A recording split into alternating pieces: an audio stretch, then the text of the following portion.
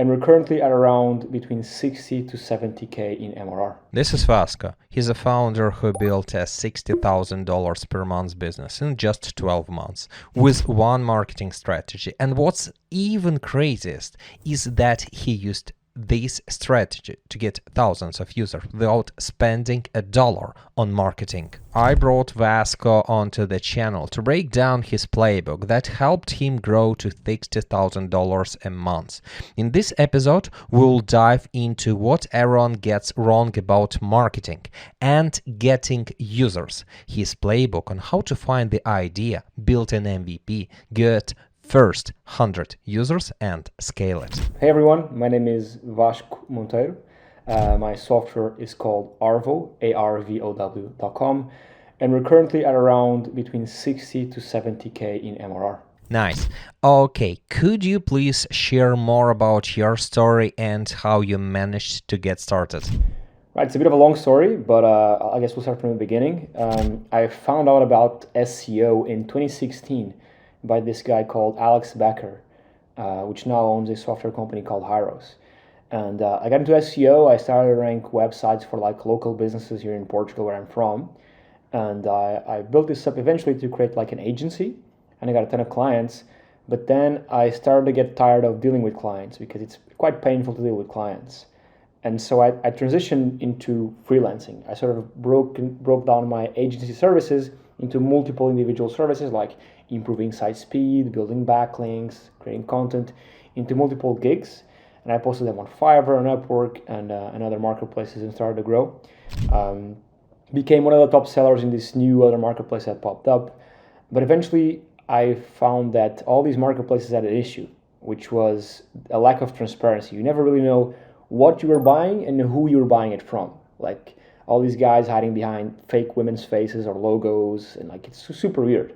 So I built my first like real company called Vetted, vetted.com, a marketplace, but just for SEO services, like Upwork, but just for SEO services. Built that and grew that, got a bunch of freelancers on board and sold it 2 years ago. And then I was like, okay, I want to make sure I keep myself inside of this SEO niche.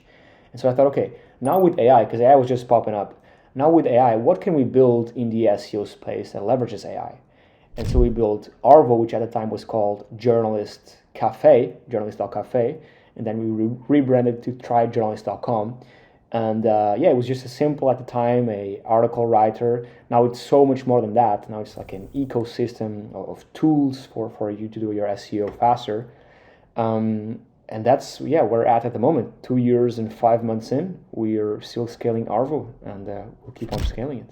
Great. Now let's talk. How did you find your business idea and what was the trigger to start this business? Yeah, so as I said, we wanted to do something in the SEO space.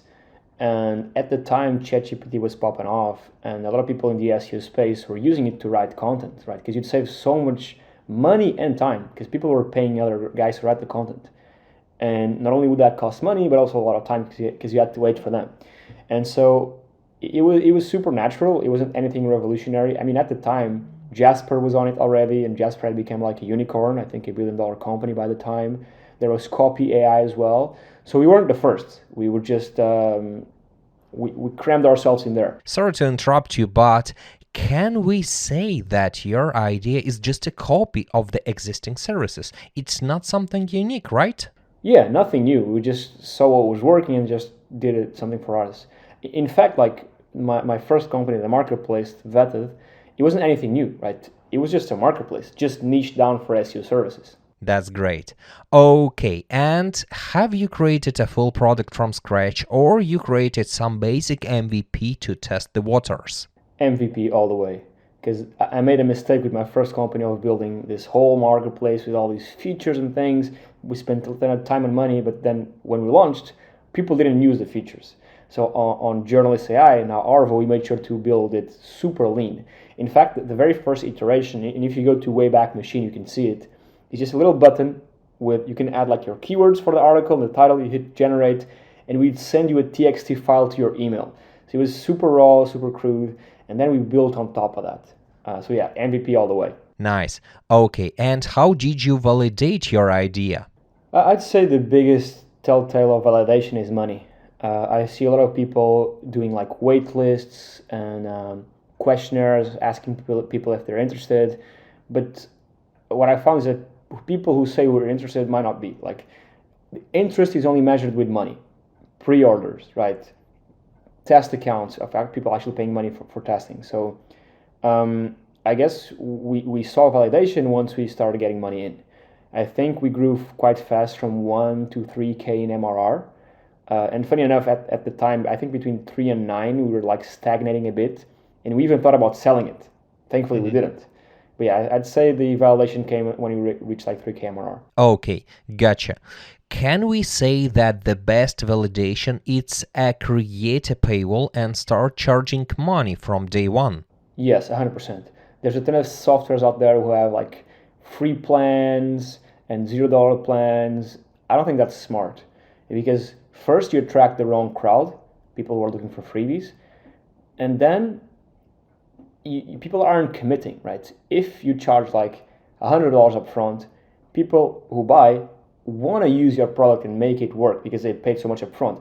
And that's a good thing because it'll give you feedback to improve the product. So charging $0 or a free trial is kind of dumb. Now we do one thing, which is, hey, you can try a little bit of our product for free. So it's not a free trial, it's a free little snippet, right? For example, we generate content. Hey, we allow you to do 3 articles free.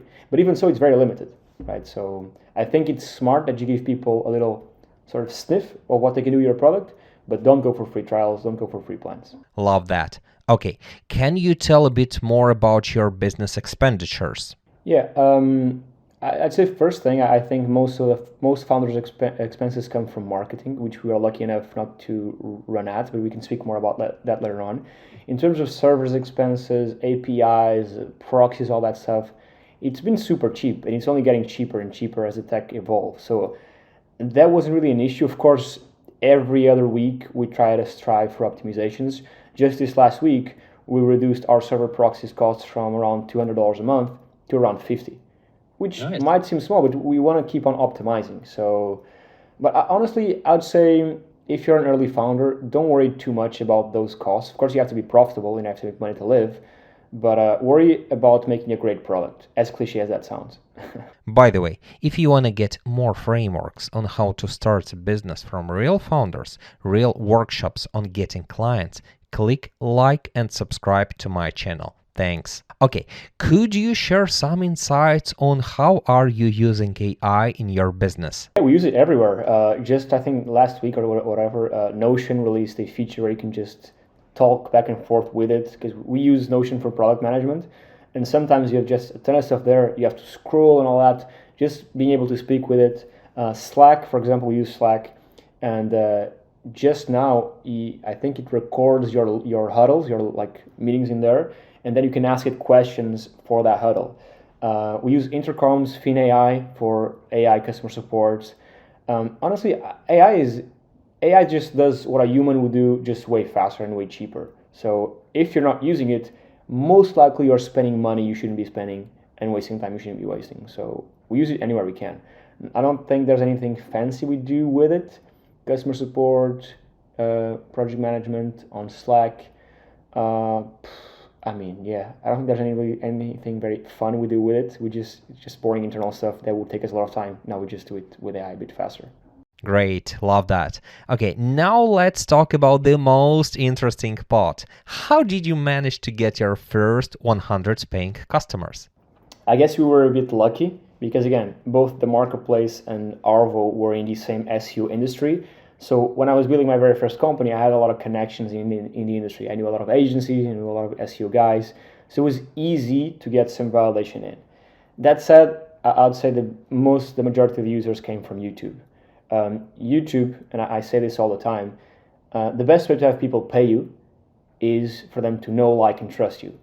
And the best and the fastest way to have them know, like, and trust you is for them to see your face and hear your voice for long periods of time. And the only platform where it allows you to do this is on YouTube, for free, by the way. And so I posted videos every single day. I'm talking 20 to 30 minute videos every single day to build this trust, to build this authority in this space, to drive people to use our product. I wasn't really selling them on anything. I was just showing them how to do SEO. Hey, here's how you can do SEO, do this, and this, and that. And now you can do it yourself.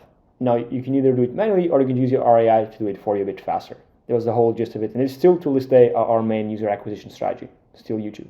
Nice. Great. So we can say that it's a two-step strategy. The first step is to give something valuable for free upfront, and then just put your software in front of your customers. Yeah, that's one of the strategies, yes. It's not to say ads don't work and all the other stuff doesn't work, but for us, we found success with that. Awesome. Okay. And what is the secret strategy of growing from $0 to 60 grand?